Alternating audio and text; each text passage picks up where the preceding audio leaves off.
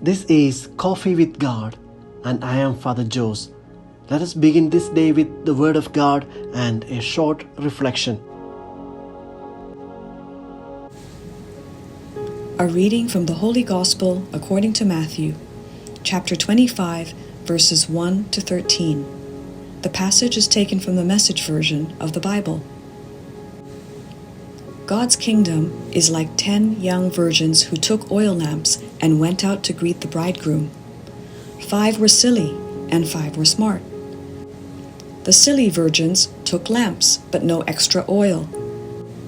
The smart virgins took jars of oil to feed their lamps.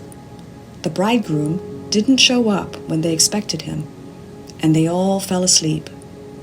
In the middle of the night, someone yelled out, "He's here! The bridegroom's here! Go out and greet him!" The 10 virgins got up and got their lamps ready. The silly virgins said to the smart ones, "Our lamps are going out. Lend us some of your oil." They answered, "There might not be enough to go around. Go buy your own." They did, but while they were out buying oil, the bridegroom arrived. When everyone who was there to greet him had gone into the wedding feast, the door was locked. Much later, the other virgins, the silly ones, showed up and knocked on the door, saying, "Master, we're here. Let us in." He answered, "Do I know you? I don't think I know you." So, stay alert. You have no idea when he might arrive. The Gospel of the Lord.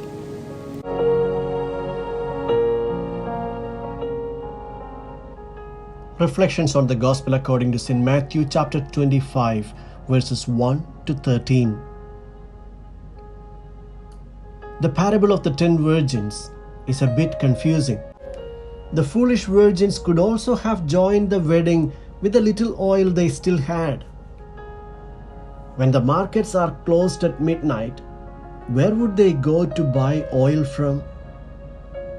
The wise virgins are so selfish that they refuse to share the oil they had, which is very much unchristian. Father Fernando Armellini gives a beautiful reflection of the parable, and he says that the call to stay awake, for you do not know the day nor the hour, is confusing as well. Even the wise virgins slept and have not been vigilant. The figure of the groom behaves strange. He was late to arrive in the first place, but then slams the door on a few who in fact waited for a long time for his arrival. The number 5 and the image of virgins are symbols of the people of Israel. Number 10 indicates the totality. The 10 virgins represent the people of Israel awaiting the Messiah. Only a few of them, the 5 wise virgins, are prepared to accept and enter the Christian community, while the 5 foolish virgins are not attentive to God's plans. This is the message of the parable. However, 50 years after the time of Jesus, when Matthew wrote his gospel, the problems faced by his community were different. Therefore, Matthew adapted the parable to the catechetical needs of his communities. The early Christian communities were expecting an imminent second coming of Jesus. Many decades have passed, but nothing has happened. Gradually, they lose patience and return to their previous lifestyles and behaviors. Matthew adapts the parable to emphasize the importance of being prepared. Here, the 10 virgins indicate the Christian community that awaits the return of Jesus in his second coming. However, why are some of them foolish here?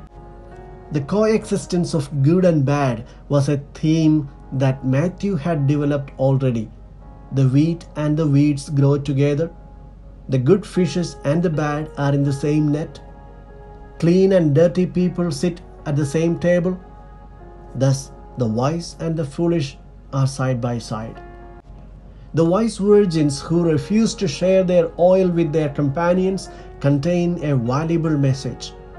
It is not because they are selfish, but it shows that no one else can substitute for your faith and preparedness. The closing of the door indicates the end of every opportunity to accept Jesus. It is urgent to discern how to use life well. Jesus comes not only at the end of our life, He comes in every moment and wants to find us engaged in service to our brothers and sisters.